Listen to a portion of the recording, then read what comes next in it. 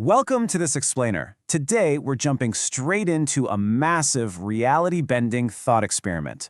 We are exploring the wild world of human evolution to uncover the true cost and the bizarre realities of our absolute greatest fantasy, natural human flight.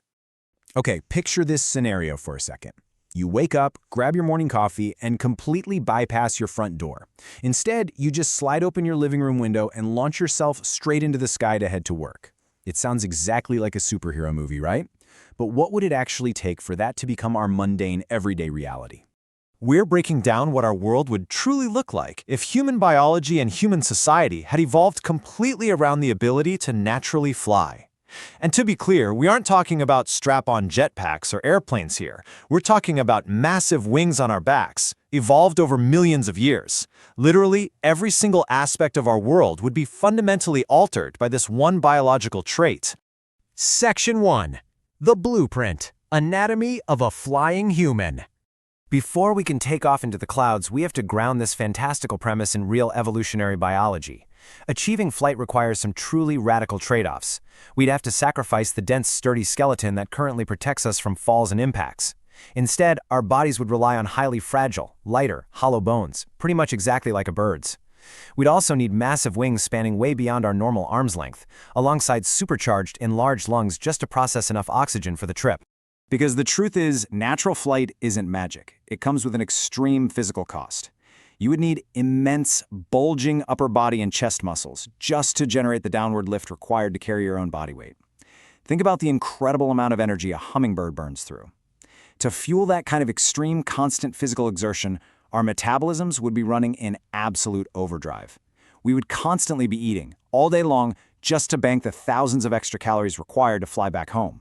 So if we actually have wings on our backs and hollow bones, what happens to that morning commute? Let's look at our environment and see how this biological shift completely rewires the world around us. Because if our bodies change this drastically, the places we live have to change right along with them. Section 2. The World.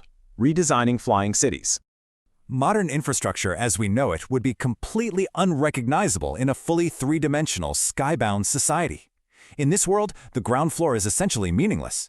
Imagine stepping off your 40th floor balcony just to run to the grocery store.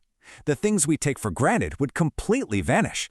There'd be no cars, which means zero roads. Your front door would simply be a landing pad jutting out into open air.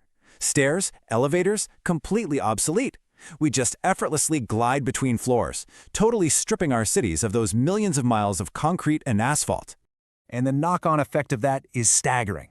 Without the need for ground transportation and the massive fossil fuel industries required to run it, the environmental impact would be overwhelmingly positive. Our gray concrete jungles would finally be given the space to return to nature.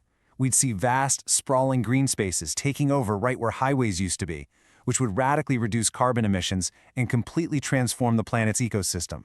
But a city is way more than just its buildings and parks, right? How does this massive vertical shift alter our culture and our daily routines? It's not just about how we travel, it's about how we live, how we play, and yep, even how we fight. Section 3. The Society, Culture, Sports, and Work.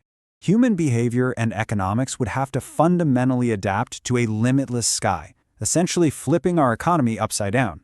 Traditional ground jobs like taxi drivers or asphalt paving crews would shrink and eventually disappear entirely. In their place, you'd see a booming aerial economy built heavily on sky delivery logistics and incredibly hyper-local weather forecasting. And imagine the sports. We'd move way past football on a flat green field to thrilling, gravity-defying athletic spectacles played in 3 dimensions thousands of feet above the ground. On a more serious note, human conflict would change dramatically.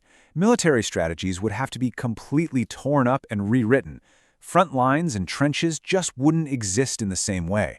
Armies would have to account for a 360-degree, fully three-dimensional battlefield. We'd see the rise of dedicated aerial infantry units, and nations would require advanced multi-directional radar defenses guarding against threats coming in from literally any angle above them.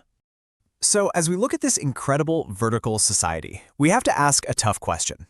Is this a world of absolute, unbridled freedom or absolute chaos? It sounds incredible, I know, but we really need to talk about the catch. Section 4.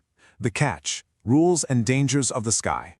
The crucial thing to remember here is that every evolutionary superpower comes with some severe logistical downsides and totally unprecedented dangers. First off, daily life would require intense, rigorous new schooling. Physical education wouldn't just be running laps in a gym anymore. Step one would literally be toddler hovering classes, just to keep the kids safe. By their teenage years, they'd be sweating through rigorous flight licensing exams. And eventually, everyone would have to master advanced weather navigation, learning how to read the clouds and anticipate sudden, deadly wind drafts before they ever even left the house. Those dangers are incredibly real, making public safety an absolute nightmare. Imagine a world where extreme weather and sudden wind gusts account for 40% of major incidents. Then factor in mid-air collisions taking up another 30% simply because there aren't any painted lanes up in the clouds. Add another 20% caused by distracted flying, and yes, you know people would absolutely still text while flying, and a final 10% from totally unexpected bird strikes. Major, daily accidents would be a grim reality of this newfound freedom.